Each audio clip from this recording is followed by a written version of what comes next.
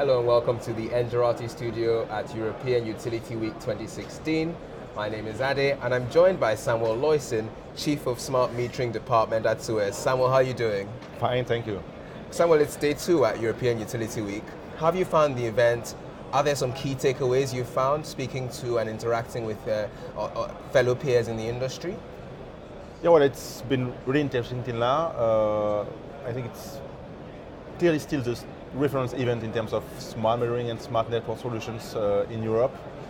I have had a quite busy day yesterday, meeting with providers and technology enablers. Very interesting session this morning on water and energy cross-fertilization when it comes to smart solutions. So yes, both busy and interesting. Okay, so just to level set and give the audience a bit of context to this, could you tell us about Suez and the relationship with smart technologies? Where are you right now? Sure. So as you may know, Suez is one of the leading utility in the environment sector. So we have a lot of activities in the water and in the waste management sectors.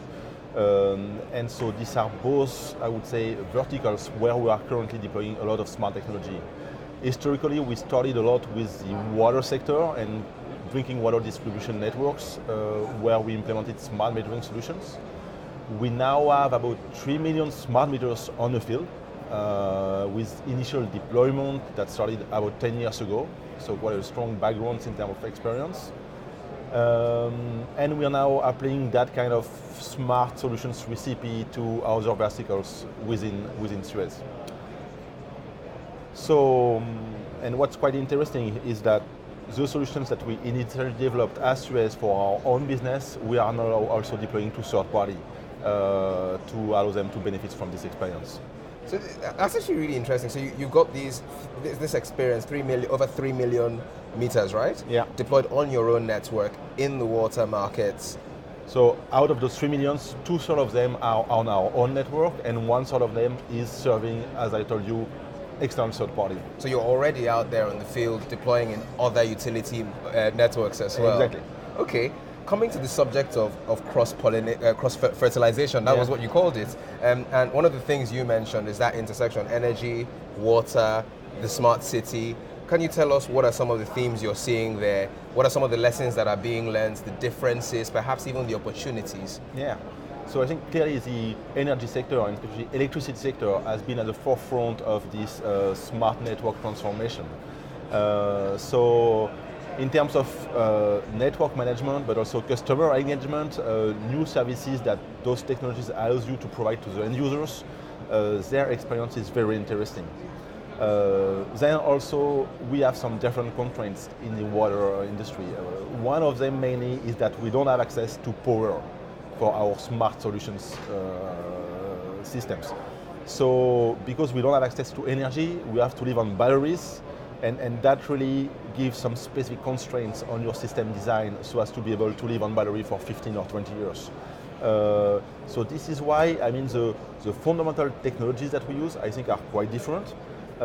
But then, once you get this data in your IT, what you will do with the data, how you will improve your operations, how you will build new services for your end users, here there is a lot of experience to share. Okay. One of the interesting things about smart metering is this talk of edge intelligence and edge services. Yeah. As a smart metering chief and executive, actually, I'm keen to hear your view on the reality of that. Are you seeing the possibility, perhaps, of using smart metering in edge intelligence, perhaps maybe on the water side and the electricity side? What are your views on that? Yeah.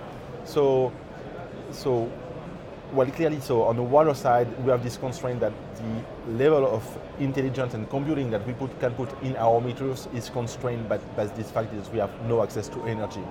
But yet, between this core sensor and the central IT, we have intermediate places where we can provide edge computing, manage power and so on. And so, yes, we use, I would say, some distributed intelligence framework also in the smart metering and smart network industry, especially in the smart drinking water, So there is this drinking water factory processing, and here, especially for critical processes, you don't always want to have to go back to the main IT and go back down to the factory.